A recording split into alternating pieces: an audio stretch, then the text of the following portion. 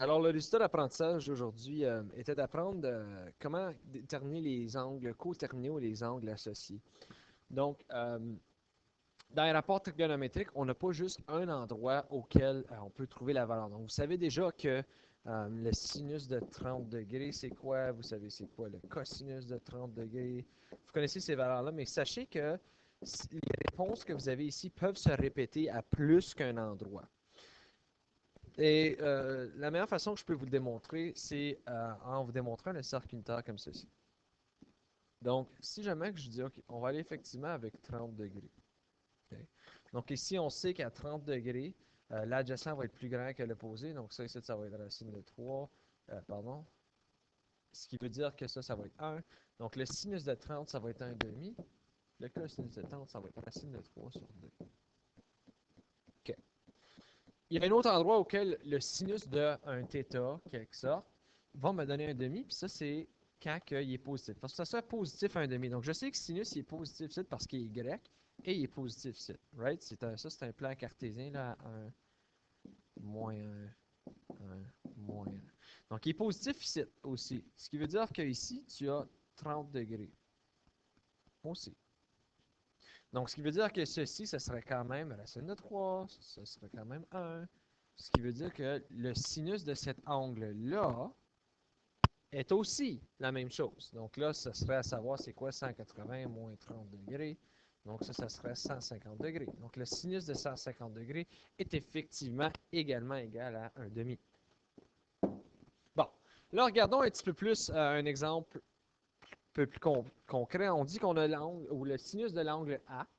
Fait que là, je vais juste vous mettre des petites parenthèses pour ceux qui ça a l'air comme Sénat. Là, est égal à 3 sur 5, puis l'angle A est situé dans le cadran 1. Donc, peut-être important de noter, OK, le cadran 1 il est ici. Ça, c'est d'où ce que ton angle A va être situé. Puis la réponse, il va être 3 cinquièmes.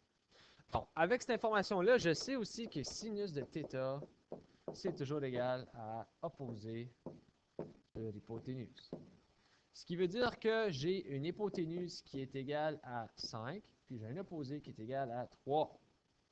Donc, si jamais je veux mettre ça en contexte, je sais que A au carré, donc si jamais je fais mon triangle rectangle, je sais que j'ai ici, si j'ai de l'angle A, je sais que j'ai 3, j'ai 5, puis je cherche A. Je sais que A au carré plus 3 au carré est égal à 5 au carré. Alors avec ceci, je vais découvrir que A au carré plus 9 est égal à 25. Donc A au carré est égal à 16. C'est-à-dire que A est égal à plus ou moins 4.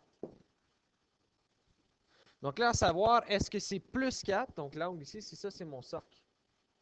Ici, donc je sais que j'ai un angle A qui va me donner 5 comme rayon, qui va me donner 3 comme opposé. Est-ce que c'est plus 4 ou moins 4? Ça va être plus 4. Simplement parce que je suis dans le cadran 1. Mes valeurs de x ou mon adjacent sont positives ici. Donc, pour trouver de ce côté-ci, c'est quoi les valeurs, tout ce que j'ai à faire maintenant, c'est de l'insérer dans mon équation. Donc ici, si jamais je dis, OK, le sinus de A est égal à 3 sur 5, le cosinus de A va être égal à 4 sur 5, puis le tangent de A, ça va être égal à 3 sur 4.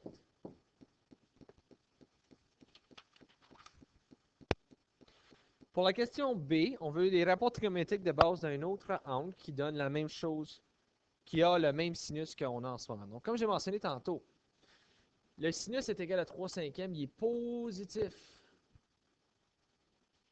Ce qui veut dire que ça doit être dans une région auquel Y est positif. Puis Y, il est positif quand il est en haut, il est négatif quand il est en bas. Donc, ton autre angle A va être ici. OK, bon, là, je l'ai fait un peu trop immense. Là. Mais bon. OK, donc c'est dans cette région-là. Ça va donner 3 cinquièmes aussi parce que tu as l'angle A des deux côtés. Sauf, il faut juste savoir, ça va être le sinus de ceci maintenant. Donc, maintenant, pour savoir c'est quoi les valeurs de sin et de cos, la seule chose qui va changer, c'est que maintenant, ma valeur de mon adjacent va être moins 4. Parce que c'est de ce côté-là maintenant. Donc, ça veut dire que le sin de A va quand même être égal à 3 cinquièmes. Le cos de A, tout ce qui va changer, c'est que maintenant, ça va être moins 4 sur 5. Puis la tangente de A, ça va être moins 3 sur 4. Là c'est 3 sur moins 4. N'oubliez pas que c'est la même chose, sauf par propreté, le négatif va toujours en haut.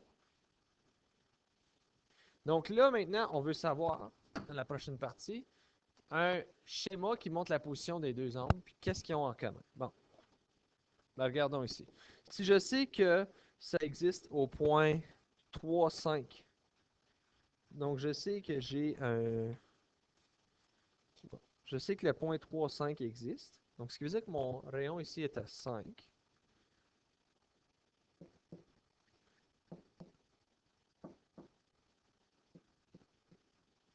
Parce que mon hypoténuse est 5. Ça, c'est moins 5, moins 5. On va faire notre cercle comme ça.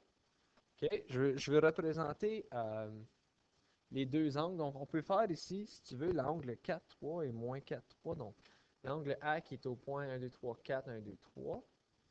Puis 1, 2, 3, 4, 1, 2, 3 ici. Donc, j'ai l'angle ici et l'angle là. Ça, ce serait l'angle A et l'angle B.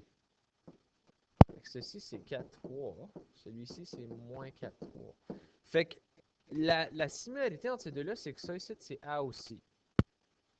Et c'est pour ça qu'on disait que c'était le même angle, sauf qu'il y avait une petite différence. Donc, c'est un peu ce que j'ai fait dans l'exemple précédent. Le 4,3 et le moins 4,3 vont me donner la même valeur pour la valeur du 3. Regarde, le sinus ne change pas. Ce qui a changé, c'est les valeurs de cosinus sont maintenant négatives, mais les valeurs de sinus sont quand même positives. Fait que là, maintenant, de deux angles au degré près à l'aide d'une calculatrice, maintenant, si je veux savoir c'est quoi les angles, mais je sais que le cosinus de A, du premier A, est égal à 3 sur 4. Bon. Fait qu'avec cette information-là, pardon, je suis dans l'une. C'est égal à 4 sur 5, pardon. Donc, avec cette information-là, je peux utiliser la fonction cos à la moins 1, donc la fonction inverse.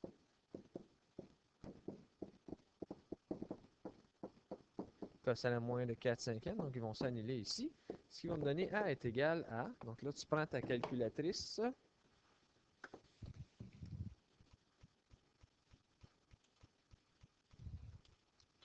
36,87 degrés. OK. Donc, j'ai trouvé que l'angle A est 36,87 degrés. Donc, dans mon cercle unitaire, l'angle A ici, mais ce n'est pas un cercle unitaire exactement, 36,87.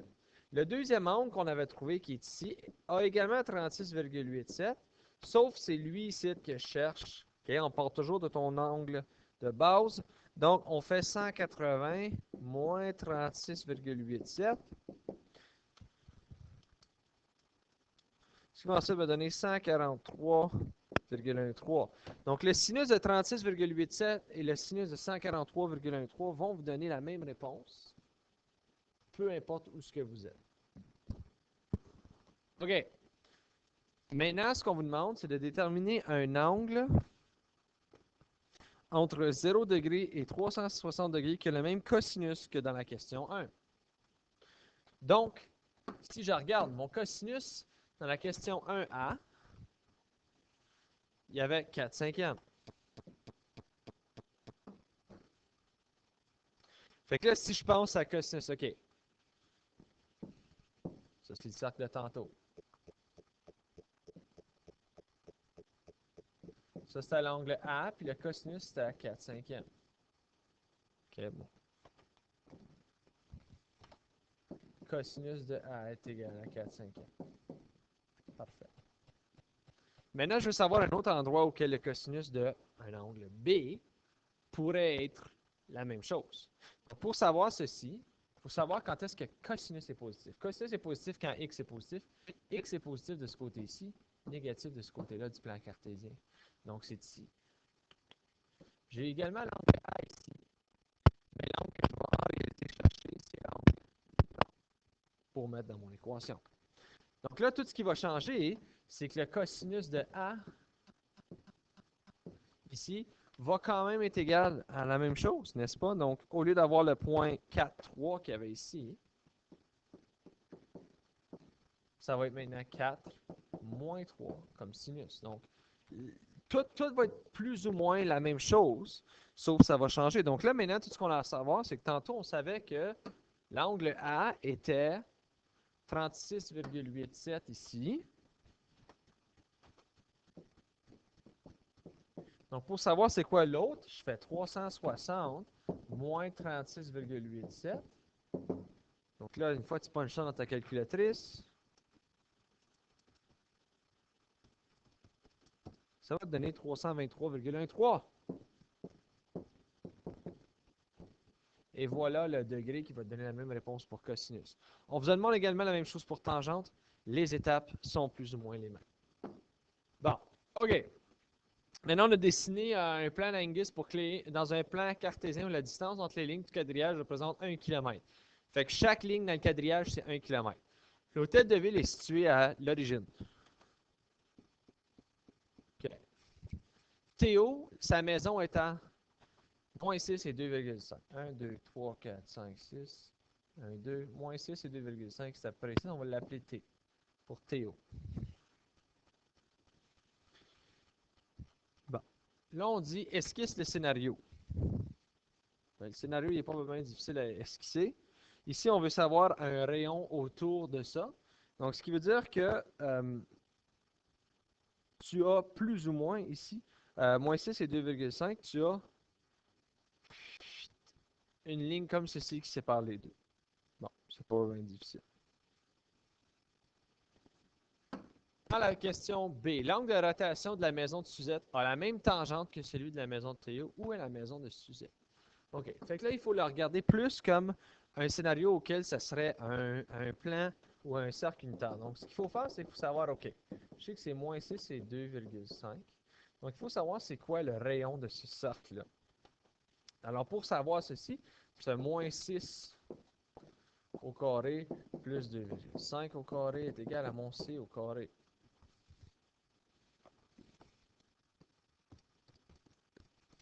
Ça va donner 42,25 est égal à ton C au carré. Donc, tu fais la racine carrée des deux côtés.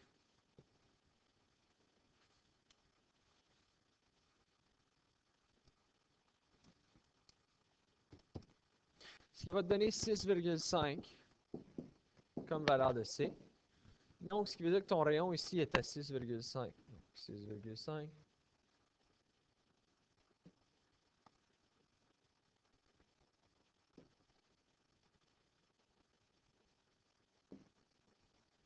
OK.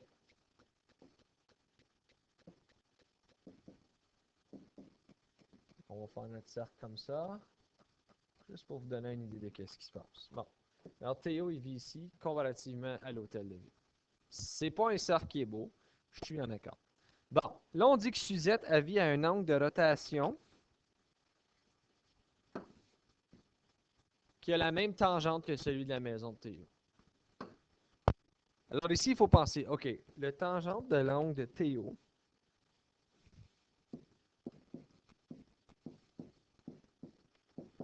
ici, ça va être au point, donc si c'est tangente, c'est opposé, ça va être 2,5 sur moins 6. Donc, ce qui veut dire que ça va être un moins 2,5 sur 6. Donc, là, je vous ai sauté à la réponse, mais c'était pas ça que je voulais faire ici, là. OK, regardez ici. 2,5 moins 6, ça te donne un négatif. C'est ça qui est important. Tangente est négatif dans le cadran 2. Puis là, tangente, c'est pas facile comme cos et tan, cos et sin, pardon. Cos, tu sais, qui est positif de ce côté-ci et négatif de ce côté-là. Sinus, tu sais, qui est positif ici, négatif là. Tangente, c'est sin sur cos, y sur x. Donc, il faut que tu penses quand est-ce que y sur x est positif, quand est-ce qu'il est négatif. Dans le cadran 1, OK, y est positif et x est positif. Donc, si j'ai y divisé par x, les deux, ça va donner un positif. Dans le cadran 2, y est positif, x est négatif. Donc, ça me donne un négatif quand je divise comme j'ai ici. Dans le cadran 3, y est négatif et x est négatif. Pardon. Deux négatifs me donnent un positif. Dans le cadran 4, y est négatif et x est positif, ce qui me donne un négatif. Donc, ce qui veut dire l'autre endroit auquel j'ai une tangente négative, c'est dans ce cadran ici. Donc, ce serait juste ici. Ce serait le même θ que lui. sera ici. Voilà. Et si vous voulez, ça va être le point. Ensuite, ce qui va être un inverse de ce qu'on avait, ça va être moins 2,5. Pardon, 6 et moins 2,5. Si vous voulez, vous avez rien qu'à regarder. 2,5 divisé par moins 6, c'est aussi moins 2,5 divisé par 6. Ça me donne la même réponse des deux côtés. OK. Donc ici, je vais dire à moins 6. Je suis dans l'une. 6 et moins 2,5. OK. On termine les angles trigonométriques de ces derniers. Donc, pour trouver les angles trigonométriques, on peut également utiliser la logique que ce θ-là existe aussi ici. C'est tout le même θ, là, guys. Freakez pas out pour rien, là. Donnez-vous pas des mal de tête pour rien. C'est le même θ qui se reproduit à chaque cadran. OK? C'est tout un triangle. C'est tout le même triangle. On peut regarder. Si je le connais ici, quand le cadran 1, de ce qui est positif, je le connais là, je le connais là. Donc, pour connaître cet angle-là, je sais que ça c'est 6, ça c'est 2,5. Donc, je vais faire tangente de θ est égale à 2,5 sur 6. C'est-à-dire que tangente à la moins 1 des deux côtés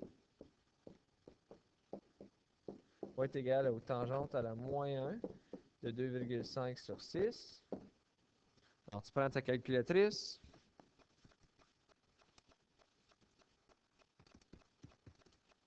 Ça va me donner 22,61 ou 62, pardon.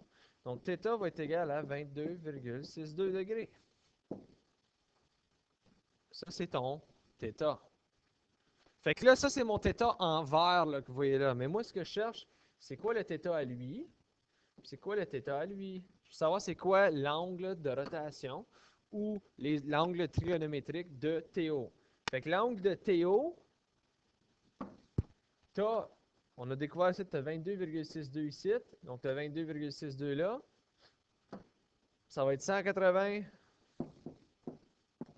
moins 22,62.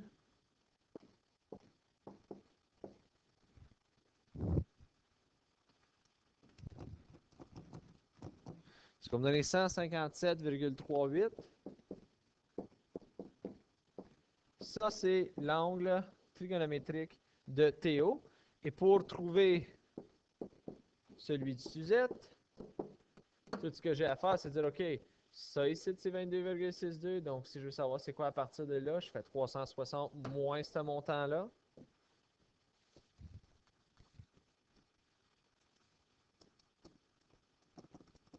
Ça va me donner 337,38 degrés. Voilà. OK, donc maintenant, on a aussi des angles coterminaux.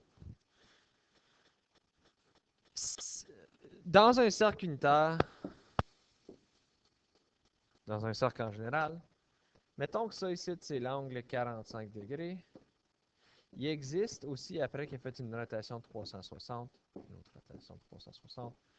C'est le même angle, c'est les mêmes valeurs, c'est la même chose, sauf l'angle peut être plus grand, mais être situé à la même place. Pour vous démontrer ça, on va utiliser ici l'exemple du 30 degrés. OK? J'ai 30 degrés ici. Un angle qui coïncide avec lui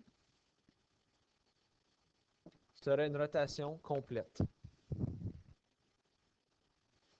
Par ça, je veux dire, si j'ai 30 degrés, puis je fais plus 360 degrés. Donc, j'ai fait une rotation complète dans mon cercle. Je me promène dans le cercle. Je suis encore dans le cercle. Je n'ai pas sorti du cercle. J'ai juste fait une rotation complète. Si je fais 30 plus 360, je vais me retrouver avec 390 degrés. Ce qui veut dire que l'angle vert ici, 390 degrés, est la même chose que 30 degrés. C'est un angle coterminal. Okay?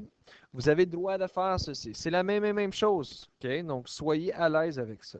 Un autre angle que je peux y trouver, ce serait 30 plus 2 fois 360. Donc, faites 2 tours. Puis celle-là, je vais le mettre en rouge. Fait que faites 2 tours de plus. 1, 2. Bang. C'est quoi l'angle à lui? Fait que là, tu fais 2 fois 360. plus 30, ça va te donner 750 degrés. Tu peux encore une fois faire 3 tours. C'est encore le même angle. Fait que là, 1, 2, 3, bang. OK. 3 fois 360 degrés. Plus 30, ça va me donner 1110 degrés.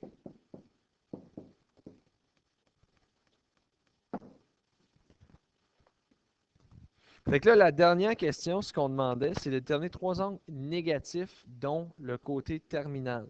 OK. Négatif, ce que ça veut dire, c'est le côté contraire. OK, dans un cercle unitaire, quand on accumule des angles, c'est ce côté ici. Donc ça, c'est un angle positif. Si j'aurais un angle négatif,